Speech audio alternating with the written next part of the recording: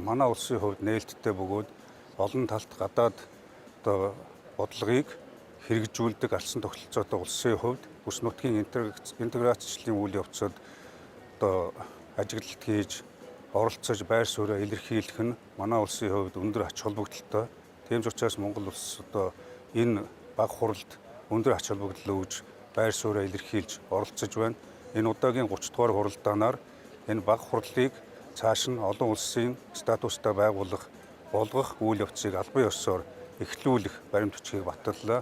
Мөн терроризмтай тэмцэх нэгдсэн үндэсний байгууллагын актыг хэрэгжүүлэхэд СИКА олон улсын одоо баг хурлын идэвх санаачлагыг нэмэгдүүлэх, оролцоог улам идэвхжүүлэх, цаашлаад мэдээлэл харилцаа холбоо технологийн хэрэглээний аюулгүй байдлыг бүс нутагт бий болгох замаар бүс нутгийн аюулгүй байдал хамтын ажиллагааг улам одоо бэхжүүлж, итгэлцлийг бий болгож, харилцан үр ашигтай хамтын ажиллагааг бий болгох, байгаль орчин ногоон технологиг нэвтрүүлэх, байгаль орчноо хамгаалах, за дэлхийн нийтийг хүнсний хомсдлоос болон хэрэглээний бүтээгдэхүүнүүдийн хомсдол, инфляциас өрсөн сэргийлэхтэй холбоотой бүхий л талын нийгэм эдийн засгийн чухал асуудлуудыг хэлэлцэж, одоо бас зарим баримт бичгүүдийг баталж байна. За эндгээр одоо баримт бичгийн хүрээнд цаашид авч хэрэгжүүлэх арга хэмжээнд бас Монгол улс идэвхтэй оролцож өөрсдийн одоо байр суурь оролцоог хангаж явах зайлшгүй шаардлага бий гэж үзэж байгаа.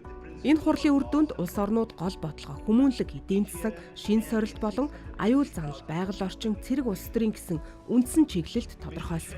Улс орнууд инх тайвнаар аюулгүй байдлаа баттгаж, эрхтгш хамтран оршиход Азад хамтын ажиллагаа итгэлцлийг бэхжүүлэх баг хурлын харилцан итгэлцэл болон яриа хэлцээний гүйцэтгэх үүрэг оролцоо нэмэгдэх нь дамжиггүй. Цаашид энэхүү хурлыг олон улсын байгууллага болгож өргөжүүлнэ. Ингэснээр тус байгууллагын гүйцэтгэх үүрэг, өргөн хүрээг хамарч Азийн орнуудын дунд тогтвортойгоор инх тайвныг хангах өндөр ач холбогдолтой гэж зохион байгуулагчид нь онцолж байсан юм а.